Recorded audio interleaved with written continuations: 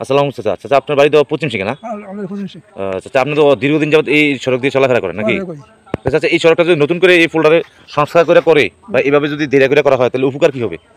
না, এটা সুন্দর করে করলে ভালোই হইব, ভালো হবে। ভালোই হইব। আচ্ছা ঠিক আছে। মানুষ আসা যাওয়া করে খুব একটা রাজধানী রাস্তাটা, অনেক পুরানো রাস্তা। কোন রাস্তা। আচ্ছা ঠিক আছে, ধন্যবাদ চাচা। এই সড়কটা গিয়ে সোজা মাথা হচ্ছে শান্তি রোডে যায় পশ্চিম দিকে, আর পূর্ব দিকে হচ্ছে চেয়ারম্যান বাড়ি, রহমত বিয়া বাড়ি, টাওয়ার সংলগ্ন হয়ে সোজা ডাইরেক্ট কুমিল্লা সিটি মহাসড়ক সেক্রেটারি বাড়ি পর্যন্ত, বাড়ি থেকে বারলা পর্যন্ত যাওয়া যায়। উক্ত ব্রিজটি সংস্কারের অভাবে খুব বেহাল অবস্থা। এটি একটা ঐতিহ্যবাহী ব্রিজ। এটি দুটি থানা এবং দুটি গ্রামের সাথে সংযোগ। আমাদের একটা হচ্ছে কংসনগর,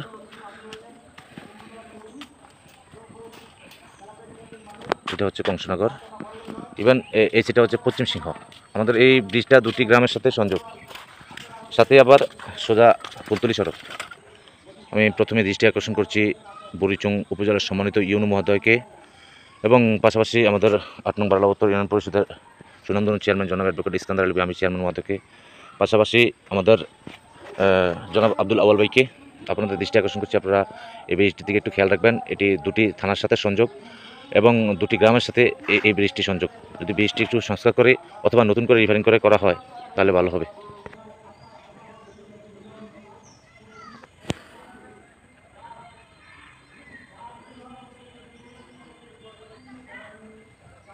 এদিক দিয়ে সোজা টাওয়ার হয়ে কুমিল্লা সিটি মহাসড়ক সংযোগ, দিয়ে সোজা শান্তি রোড হয়ে দেবিদ্বার উপজেলার সংযোগ। এই দেখেন এটি হচ্ছে মূল সড়ক। আমি সম্মানিত নেতৃবৃন্দ সকলের দৃষ্টি আকর্ষণ করছি, উক্ত সড়কটি এবং উক্ত ব্রিজটি করে দিলে দুটি থানার সাথে দুটি গ্রামের সাথে সংযোগ হবে ইনশাআল্লাহ। ধন্যবাদ সবাইকে। আসসালামু আলাইকুম ওয়া রাহমাতুল্লাহি ওয়া বারাকাতুহু। কুমিল্লা সিলেট মহাসড়ক থেকে খান প্লাজা হোসেন চেয়ারম্যান বাড়ি হয়ে সোজা ডাইরেক্ট পরিষদ থেকে ডাইরেক্ট সরাসরি রাস্তা,